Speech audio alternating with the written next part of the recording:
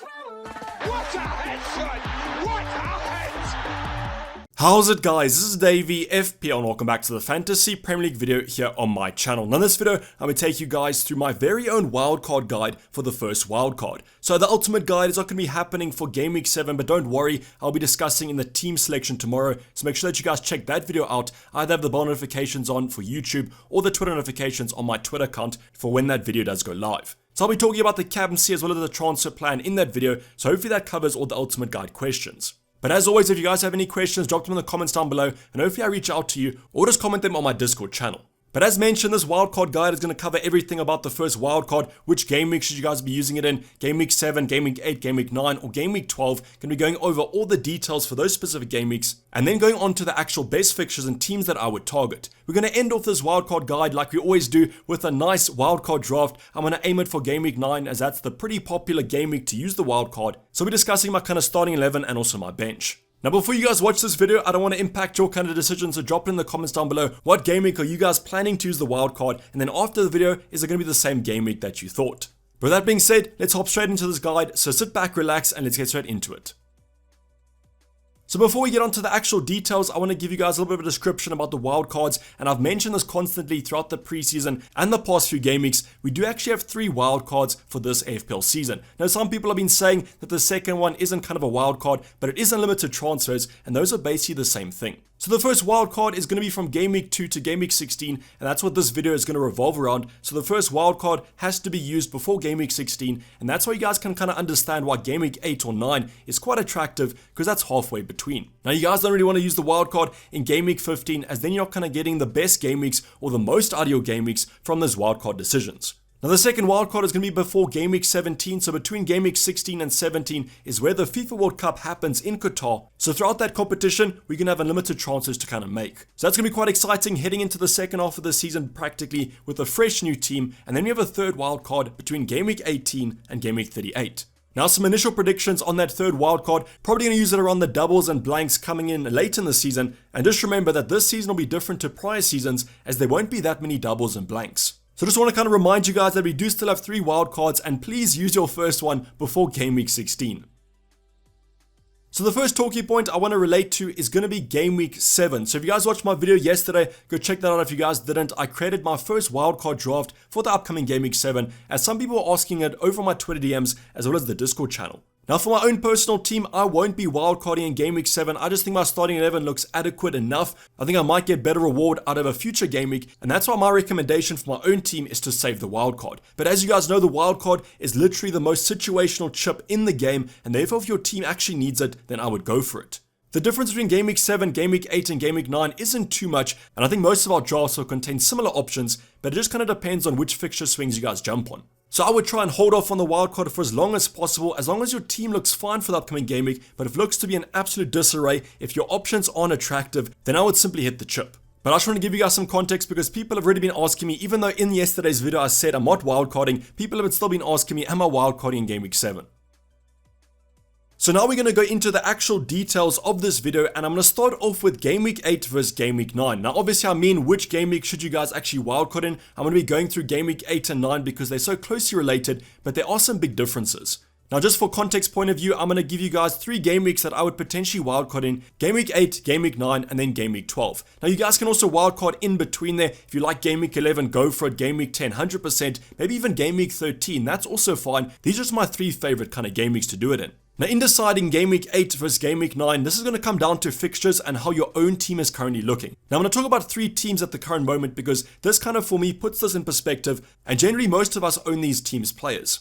So the first team is going to be the big one, Liverpool. Massive debate going around with Trent, Salah. Are they still essential? We have Luis Diaz that could be rotated now that Jota's back, and we do have Darwin Núñez returning from that suspension. Now I'm going to just focus on game week 8 and game week 9 from Liverpool's point of view, so just ignore that game week 7 fixture against Wolves at home. Now I actually think that Liverpool make it a little bit easier to wildcard in game week 8 because they do face Chelsea away, but on paper that fixture looks quite tough, but when you do look at both sides, both of them are conceding goals, and therefore this could be quite a high scoring game. So as I mentioned earlier on, the difference between Game Week 8 and Game Week 9 is purely based on fixtures and how you guys actually predict these games to go. So for example, I've just stated there that I still favor Mo Salah against Chelsea away because I do think Chelsea's defense is not looking as strong. Same could be said if we own the Chelsea assets, but we don't really own too many of their attackers, so that's why I spoke about Liverpool first. Now next up we have Brighton at home in Game Week 9. Now that fixture on paper also looks quite tough. Brighton's been playing super well, but at Anfield, Liverpool can sometimes be a different animal, and that's why Mo Salah could still be a fine pick, and Trent as well. Now the big thing for me is, are you guys going to ditch Mo Salah on the wildcard? Because if you are, I actually think Game Week 8 is the better game week to wildcard, because then you can get it out the way. Chelsea away is a tough game on paper, and then the next couple game weeks are super hard as well. So that's the decision that you guys have to make, is are you going without Salah or are you keeping him? And the reason I would actually wildcard in Game Week 8 if you're going without him is because then you can spread the funds one game week earlier, because the Campsy options in Game Week 8 aren't that strong.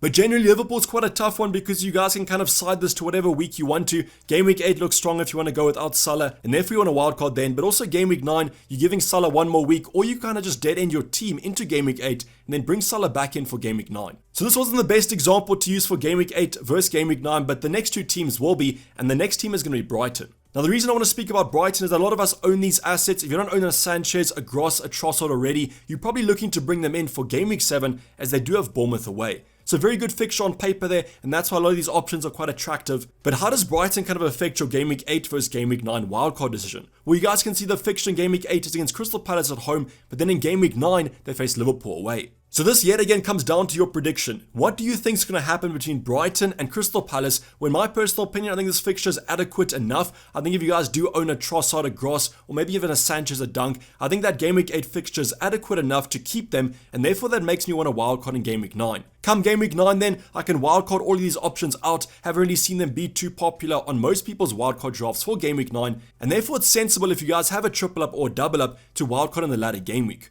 But as I said, what do you think is going to come down? Because some people have been saying that Crystal Palace fixture is going to be a tough one. I do agree, Crystal Palace are a strong side, but so are Brighton. So therefore this might be actually a close one and might actually be a 50-50 decision. But comment down below what your expectation is for this Brighton vs Crystal Palace game. Now the next team I want to talk about is going to be Arsenal, because a lot of us own these Arsenal assets. I own Martinelli and Jesus. I had Ramsdale till last week, so you guys probably have at least a double up, and in Game Week 8 they have Brentford away. Now yet again, like Brighton, in my opinion this fixture is adequate enough to keep these two assets. Brentford have been attacking well, but defending has gone down a little bit over these past couple game weeks, and that's why I do favour this Arsenal attacking fixture. Now from a defensive point of view, completely different story. I think that Brentford will score in this one, but in terms of my overall prediction, I think that Arsenal will still win. So like Brighton, Game Week 8 looks fine, but Game Week 9 on paper doesn't look strong. I know this is going to be a North London derby, it's going to be intense, there could be goals in it, but generally I think it's going to be a tough game. So one of the big decisions with Arsenal and on wildcards, I haven't really seen Jesus be in many people's kind of Game Week 9 wildcards, and that's why I think Arsenal, if you have a double up, favours a Game Week 9 wildcard.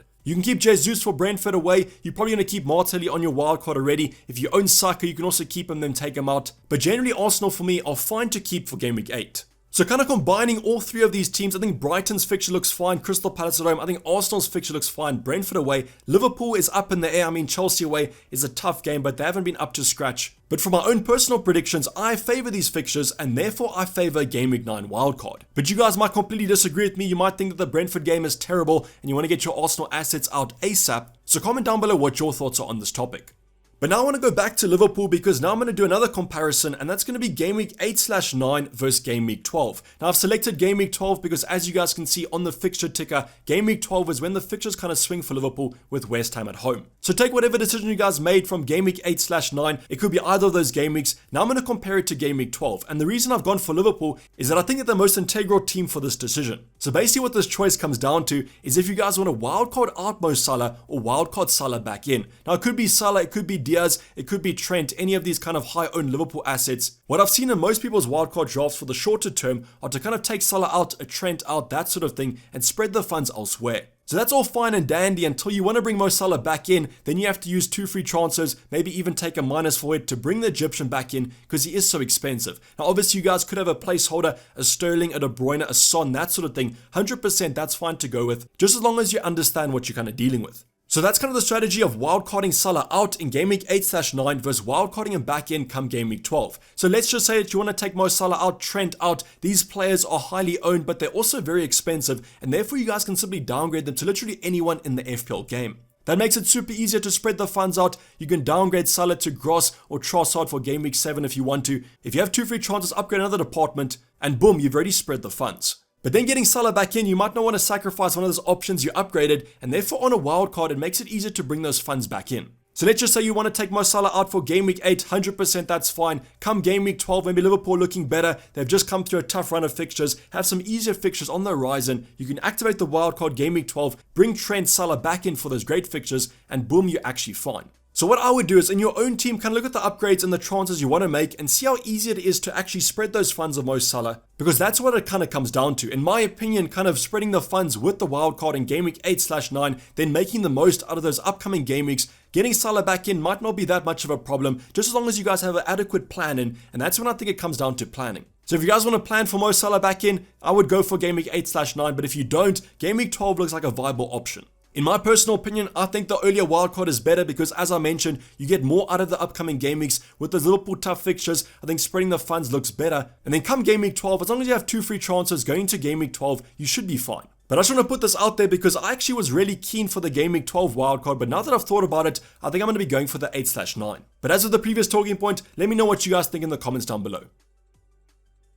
Now for the next portion of the video, I'm going to be going over fixtures, and the first topic we're going to talk about are going to be the top 6. Now the reason I'm talking about the top 6 is the pricing this season from FPL has allowed us to get all of these options in our team, and if you guys look at my own team, I basically had only 4 teams: Arsenal, Chelsea, Liverpool, and finally Man City. So all those teams are going to be the traditional top 6 sides, and therefore when I decide to wildcard, is to be heavily dependent on their fixture swings.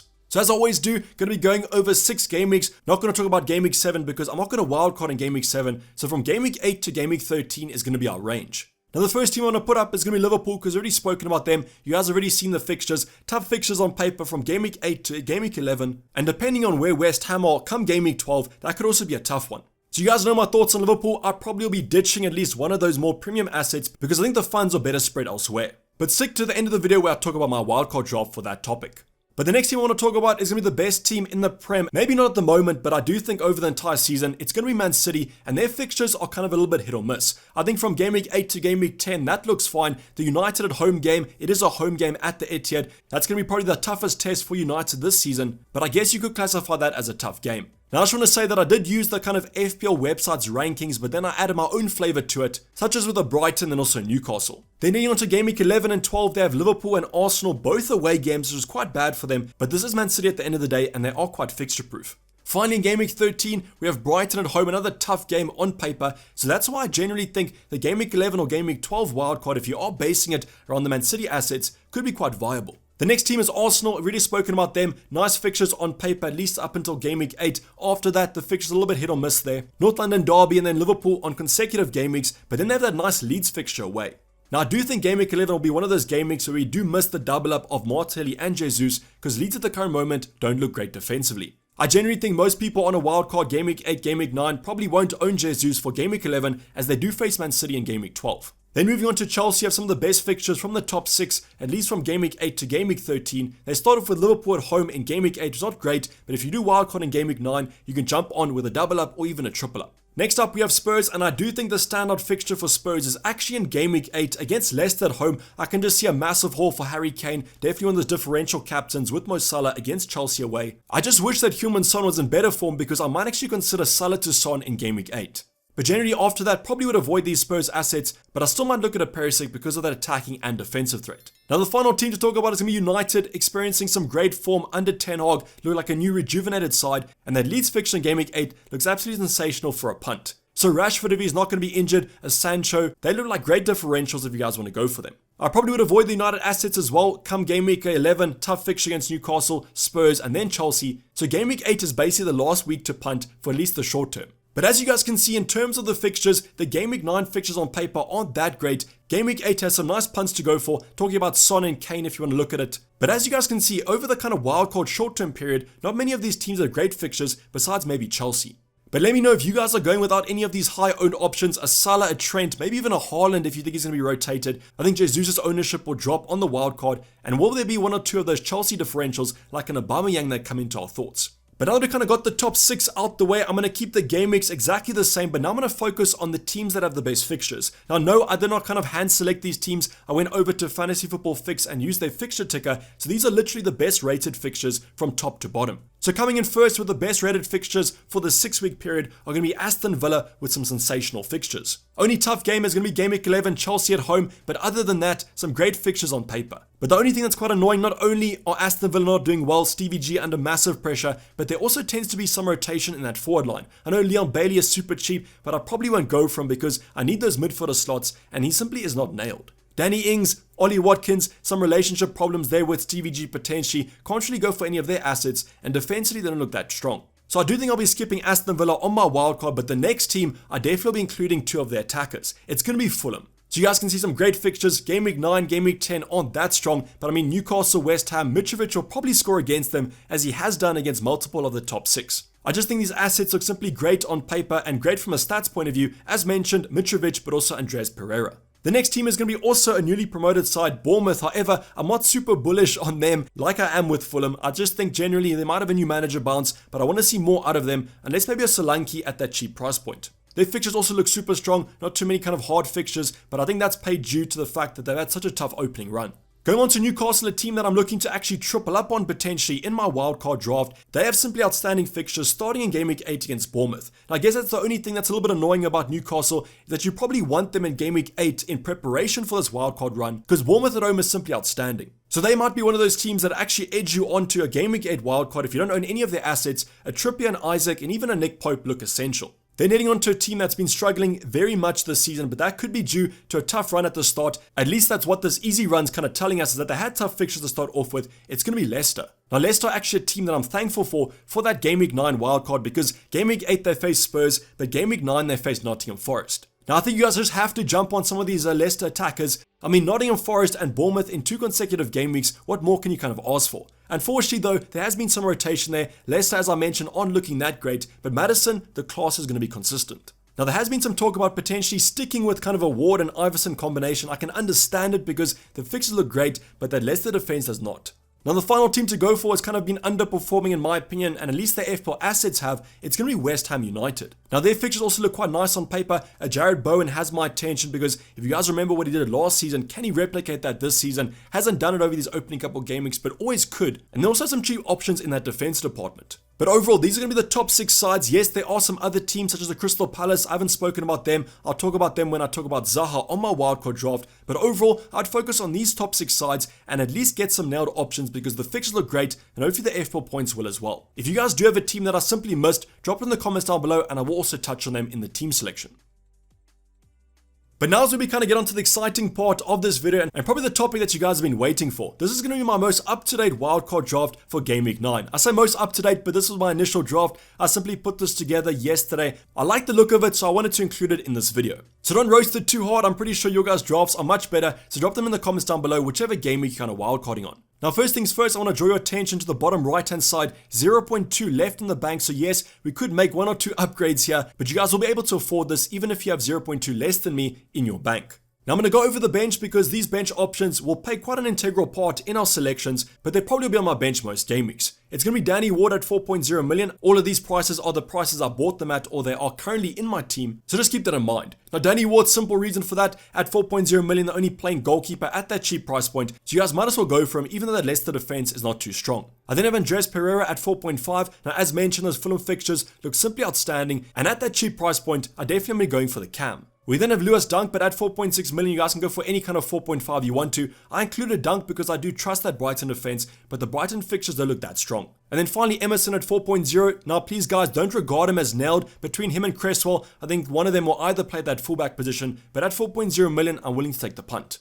Now, going on to our starting 11, my goalkeeper of choice is going to be none other than Nick Pope, 5.1 million, a little bit more expensive, but I do still like him at that price point. Most saves in the Prem at the moment, most bonus points out of all the goalkeepers, and with nice fixtures coming up for Newcastle, I can see a lot more clean sheets and hopefully a lot more bonus points. Now, there are some other options to go for. Aguaito is a popular option, but because we didn't mention Crystal Palace, I think Nick Pope is the one I'd go for. And the nice thing about Arsenal is not only are the fixtures great for the short term or medium term, they're nice up until the FIFA World Cup, therefore Game Week 16. So you guys don't have to worry about making a goalkeeper transfer unless Pope does get injured, so hopefully he does stay fit for those remainder of the fixtures.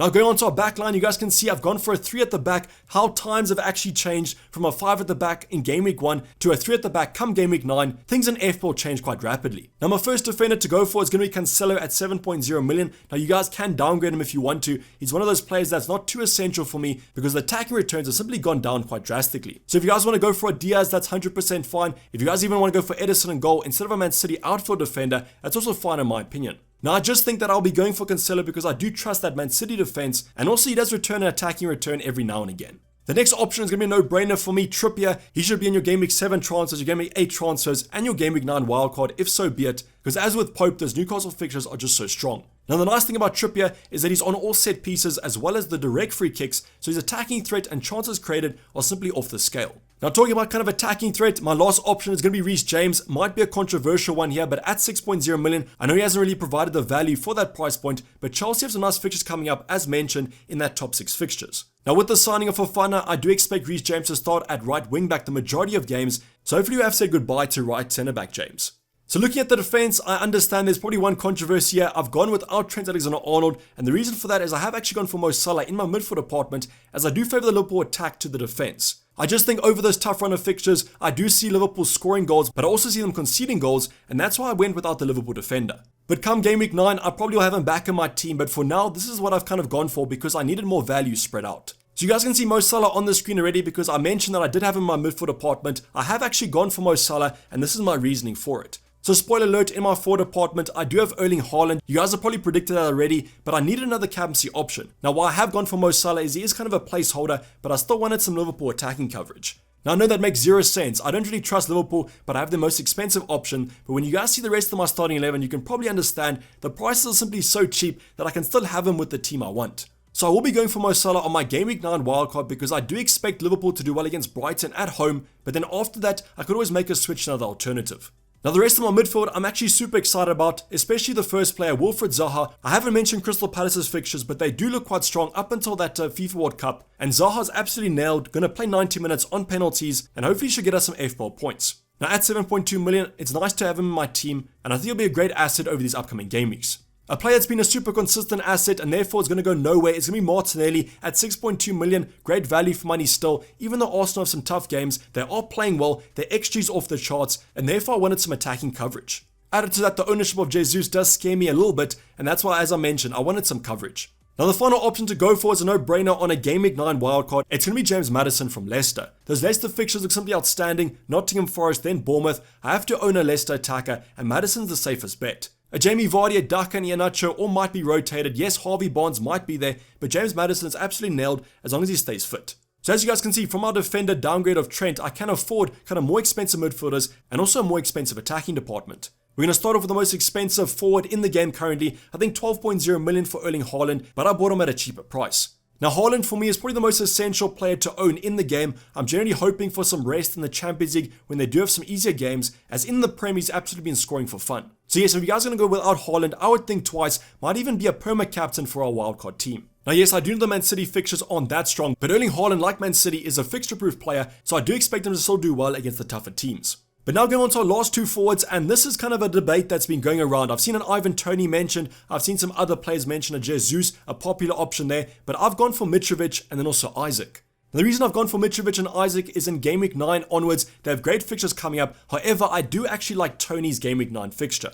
So yes, this forward department might actually switch up. We might have a downgrade elsewhere to upgrade one of these forwards. But I think if you're generally going to go safe, Mitrovic and Isaac are the best two because of those fixtures. Now with Isaac, there is some slight concern about Callum Wilson when he comes back from injury. Is it going to be a front two? Will Isaac be on the wing? I'd prefer him instead of forward because that provides more FPL points. But for the time being, Isaac's going to be here, and come Game Week 9, we will have some more clarity on Callum Wilson and the whole situation. But opposite to Isaac, we have Mitrovic, who's nailed to play 90 minutes on penalties, all the good stuff, a great FPL asset at that price point even, had some price rises due to the fact that he's scoring against literally everyone. Now if Fulham have played the tougher teams, imagine what Mitrovic is going to do against the easier teams. Hopefully I haven't kind of jinxed them there, touch wood that I haven't, but for those upcoming games, I have to have the Fulham striker.